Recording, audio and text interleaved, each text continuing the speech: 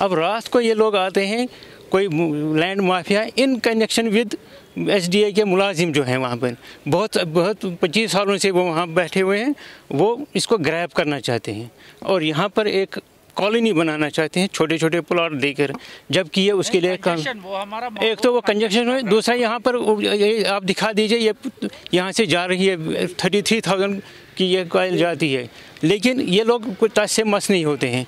हमने पहले भी एक बार बोला था, कई बार बोला था हमने SDA वालों को कि ये ठीक कर दीजिए।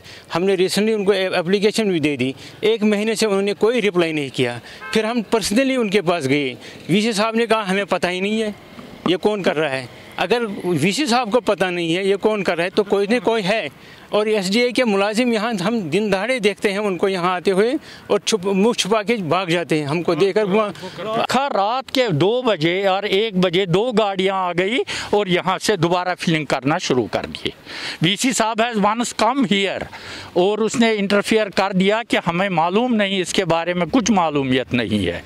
उसने ये खुल के कह दिया कि we don't know anything about this, who is behind this. कौन कर सकता है ये मार्केशन? जिस वक्त यहाँ ये डिमार्केशन हो गई उस वक्त हमने पूछा आप कौन ला गए, उन्होंने कहा हाँ हम SDA से है। Want to just congest our position. See, ये देखो ये कैसे प्लाट्स उन्होंने, जिस वक्त 39 प्लाट्स उन्होंने कर दिए हैं यहाँ से, तो उस वक्त उन्होंने कम्प्लीटली क्लियर कर दिया ये नहीं है, बस इतना ही है, ये ग्रीन बेल्ट है, ये बाकी चीज़ है।